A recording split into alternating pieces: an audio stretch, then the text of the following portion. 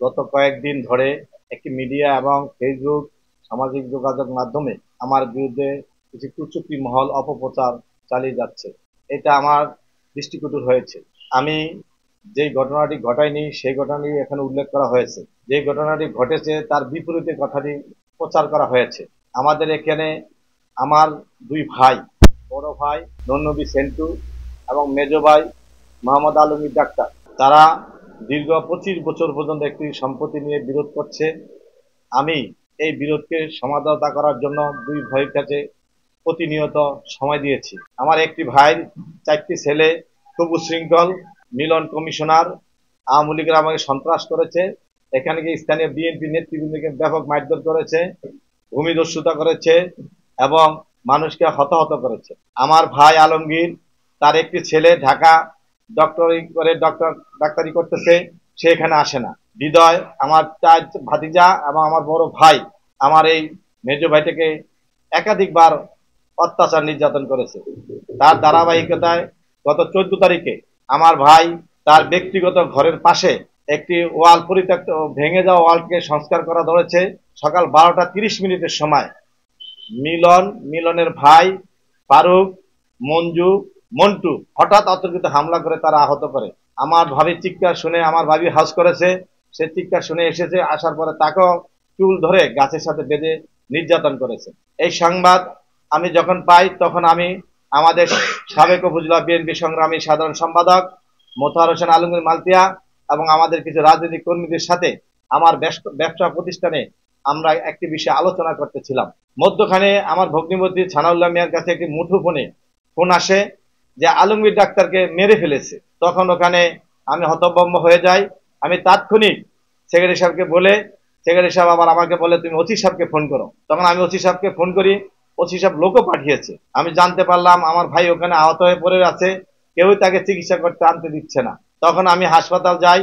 হাসপাতাল যাওয়ার পথের মুখে আমার এই ভাতিজারা, তারা আমার ভাতিজা, আমার রক্তের, তারা আমাকে অপদস্থ অপমানজনক কথা বলে। ভিতরে যাওয়ার সাথে সাথে ফারুক এবং মঞ্জু আমাকে অতর্কিত ভাবে মন্দ বলতে থাকে। এই সাথে আমি যেন উত্তেজিত হয়ে যাই। তখন কিছু ওই হাসপাতালে থাকা জনগণ তাকে গণপিটুনি দেয়, সামাজিক কারে গণপিটুনি দিয়েছে। আমি তাদেরকে শাসন করতে পারি, মারতে পারি। আমার ভাইকে যেভাবে অত্যাচার নির্যাতন করেছে, ভাবিকে অত্যাচার করেছে, আমি হাসপাতালে দেখে হতভম্ব হয়ে যাই। এটা কোনো মানুষের সভ্য জগৎ হতে পারে না।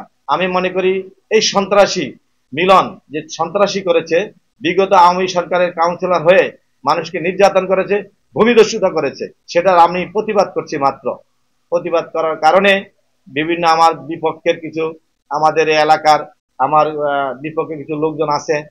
আমি প্রেসে যেহেতু সাধারণ সম্পাদক প্রেস ক্লাবের, আমার একটা প্রতিপক্ষ আছে, তারাও এবং বিভিন্ন লোকজন আমার বিরুদ্ধে অপপ্রচার চালিয়ে আমাকে সামাজিকভাবে এবং আর্থিকভাবে এবং রাজনৈতিকভাবে আমাকে একটু অপমান অপদস্থ করার সুযোগ নিচ্ছে। এইটার বিরুদ্ধে আমি আপনাদের মাধ্যমে সারা বাংলাদেশে প্রতিবাদ জানাচ্ছি এবং ফেসবুক মিডিয়া এবং একটি মিডিয়া আমার বিরুদ্ধে যে অপপ্রচার করেছে তারও প্রতিবাদ জানাচ্ছি।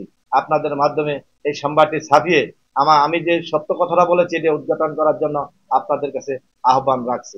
আমার ভাইকে যখন হামলা করেছে হাসপাতাল গিয়েছি, ওসি সাহেব ফোর্স পাঠিয়েছে, মনিরকে, সে তথ্য নিয়ে থানায় গিয়েছে। আমি ওসি সাহেবের সাথে দেখা করেছি। ওসি সাহেব অলরেডি একটি মামলা এফআইআর করেছে 5 জনের বিরুদ্ধে।